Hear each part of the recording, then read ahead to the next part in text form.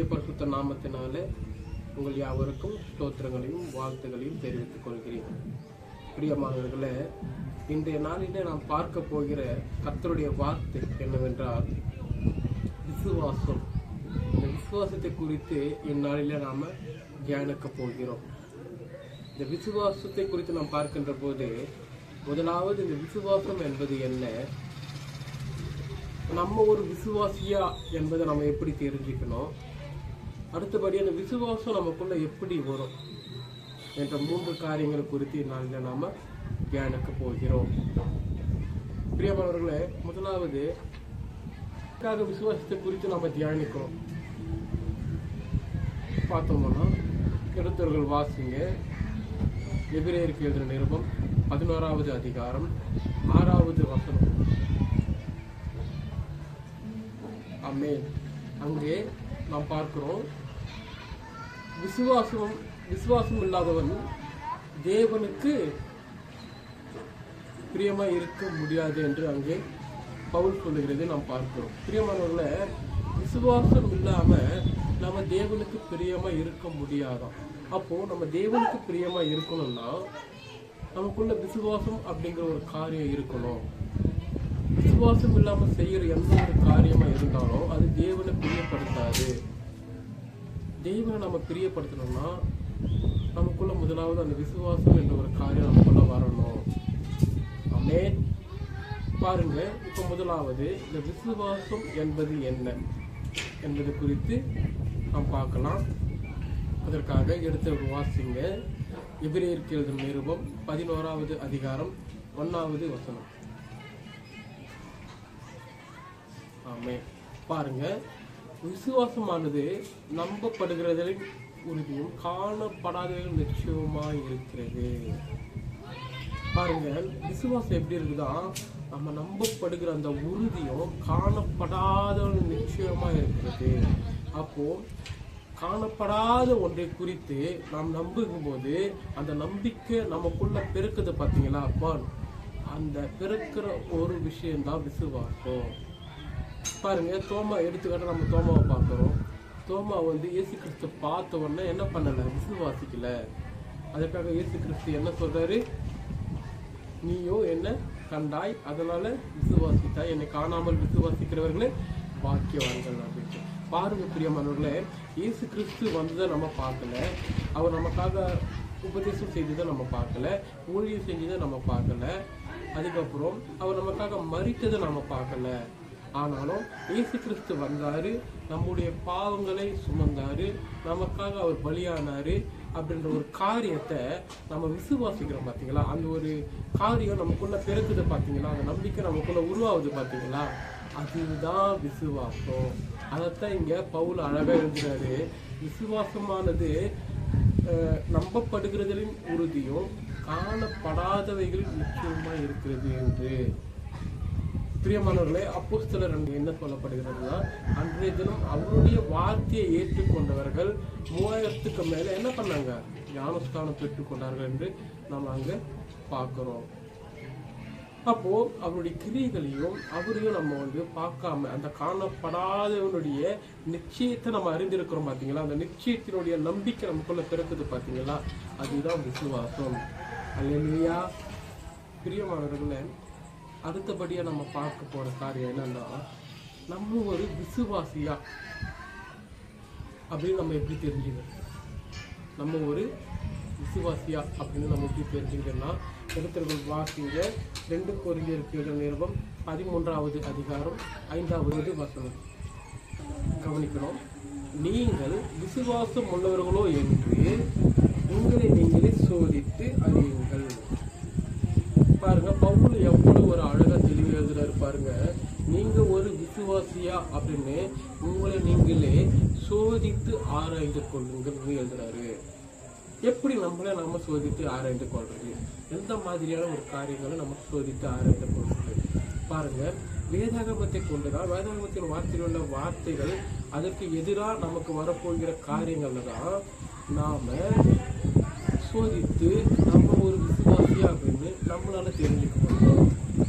கவனிக்கணும், வேதாகமத்தினுடைய வார்த்தை தான், அந்த வார்த்தையின்படியா அதுக்கு எதிராக வர காரியங்கள்ல தான் நம்ம என்ன பண்ணணும், நம்ம விசுவாசியான்னு சோதித்து அறிவிக்கணும்.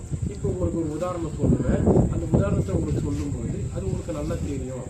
பாருங்க, ஆதியாகமம்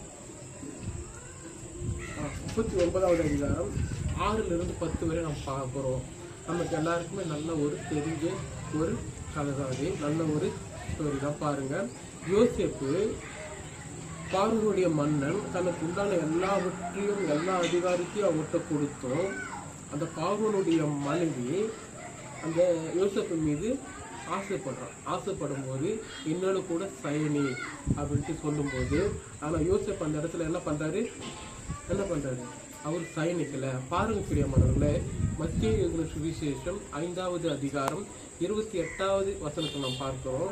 ஒரு ஸ்திரீயை இச்சையாக தன் இருதயத்தை பார்க்கிற எவனும் அவனுடனே விபச்சாரம் செய்தான் என்று.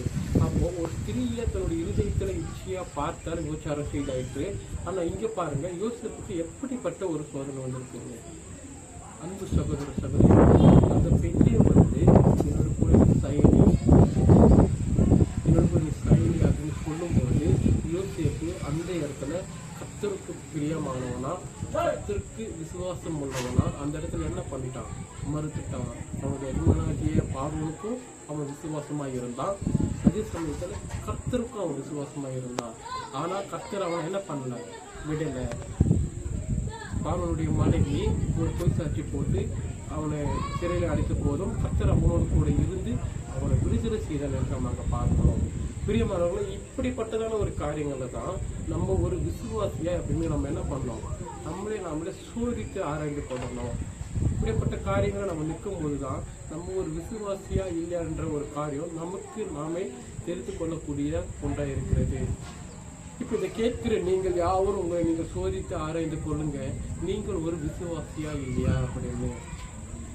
மூன்றாவதா நம்ம பார்க்க போற காரியம் என்னன்னா, விசுவாசம் நமக்குள்ள எப்படி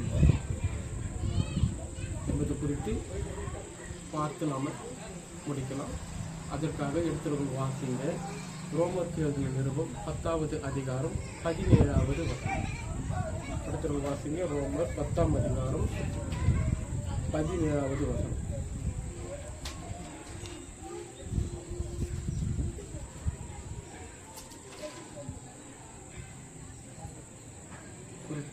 ஆதலால் விசுவாசம் கேள்வியினாலே வரும், கேள்வி தேவனுடைய வசனத்தினாலே வரும். ஆமேன். எல்லாரும் ஒரு ஆமேன் சொல்லுவோமா? பாருங்க பிரியமானவர்களே, விசுவாசம் கேள்வியினாலே வரும், அந்த கேள்வி தேவனுடைய வசனத்தினாலே வரும் சொல்றாங்க. இந்த கேள்வி என்றது என்னன்னா, நாம கேட்கிற கேள்வி வினா அல்ல. இந்த கேள்வி எதை குறித்து இங்க சொல்லப்படுகிறார் அப்போஸ்தலனாகிய பவுல் எதை சொல்றன்னு பார்த்தீங்கன்னா, கேள்வி என்பது கேள்விப்படணும். முதலாவது வேதாகமத்தை நம்ம கேள்விப்படணும், கர்த்தருடைய வார்த்தையை நம்ம கேள்விப்படணும், கர்த்தர் சொல்ல வருகிற காரியத்தை நம்ம கேள்விப்படணும். கேள்விப்பட்டு அதுல நம்ம கேள்விகளை எழுப்பணும்.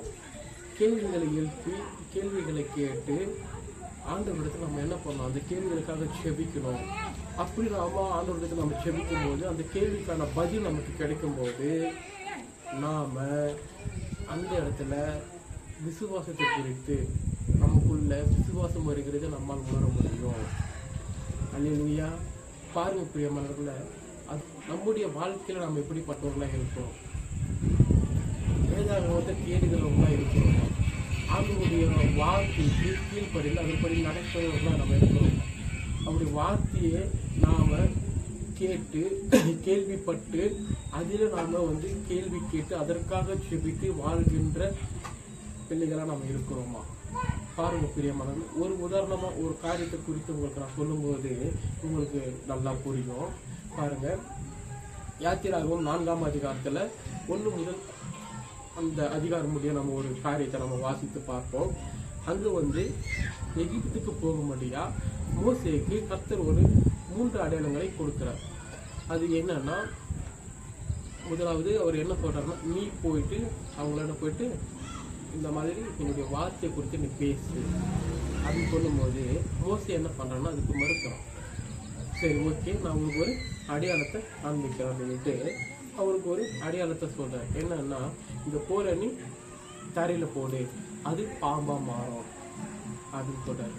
அது போட்டோடனே பாம்பா மாறு. உடனே என்ன பண்றாரு, அதனுடைய வாழை நீ புடி, அது என்ன பண்ணிடும், மறுபடியும் கோலா மாறணும். வாழை பிடிச்சோன்னா மறுபடியும் அவர் சொன்ன மாதிரி அது ஒரு கோலா மாறிடுது.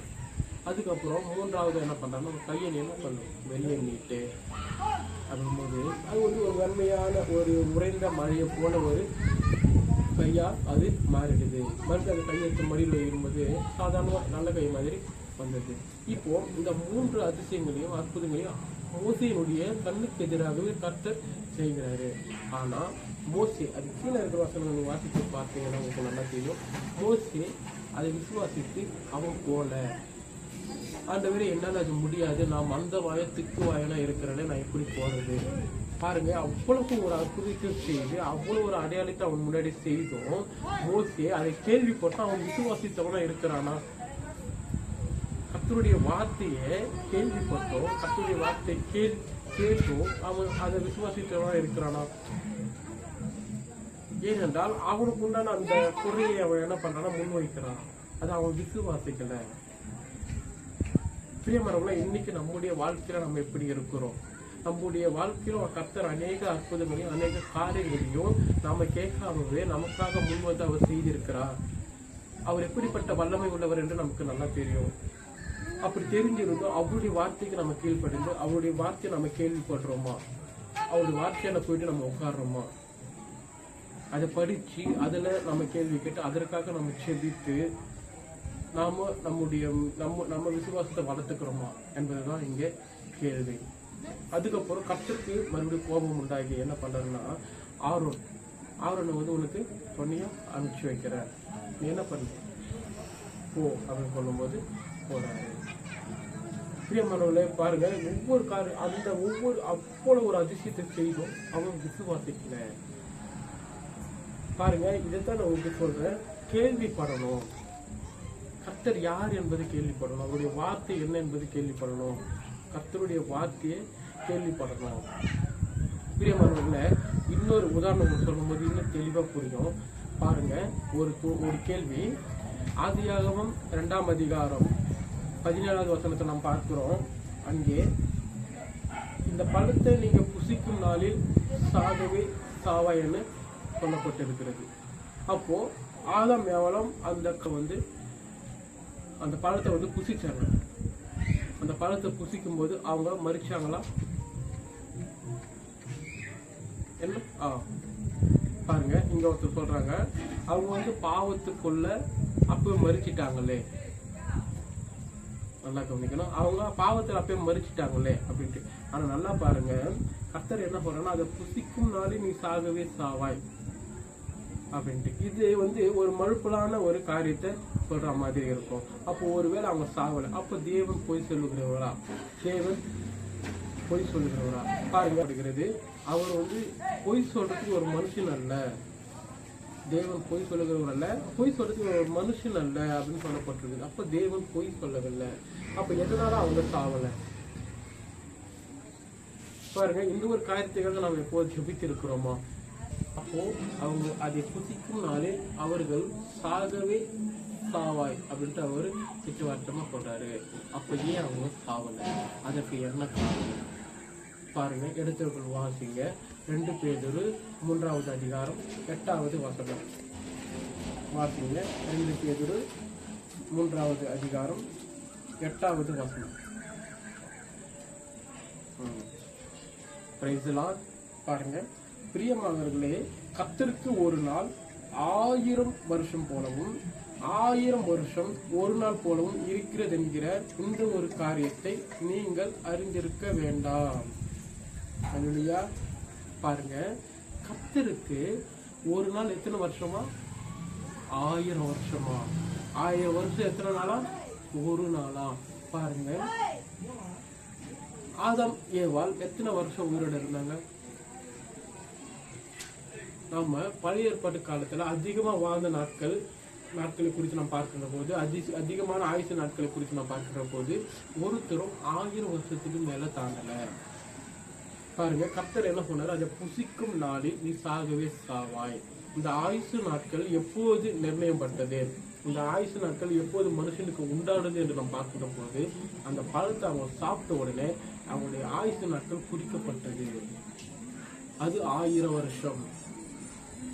அதுக்கப்புறம் தொடர்ந்து அவங்களுக்கு தப்பதாக கொஞ்சம் கொஞ்சமா அந்த ஆயுசு நாட்கள் மாறி மாறி வந்துட்டு இருந்தது. பிரியமானவர்களே, ஆனா இந்த கேள்வியை நம்ம யாருக்கிட்ட போய் கேட்டாலும், இந்த கேள்வி நம்ம படித்தோம், நமக்குள்ளாக நாமும் சரி இல்லை மற்றவங்களும் சரி என்ன சொல்லுவாங்கன்னா, அவங்க தான் பாவத்துல அன்னைக்கே மறிச்சிட்டாங்களே, பாவத்துக்குள்ள மறிச்சிட்டாங்களே, மரணம் வந்து பாருங்க. இதைத்தான் நான் உங்ககிட்ட சொல்றேன். நமக்குள்ள எப்படி வரும்னா கேள்வினாலே வரும். அதுக்கு முதலாவது நம்ம வேதாகமத்தை கேள்விப்படணும், கர்த்தருக்கு முன்னாடி போய் உட்காரணும், வேதாகமத்தை படிச்சு அதுல நமக்கு டவுட்ஸ் கொஸ்டின்ஸ் கேள்வி வரும்போது அவர்கிட்ட போயிட்டு நம்ம ஜெபிக்கணும்.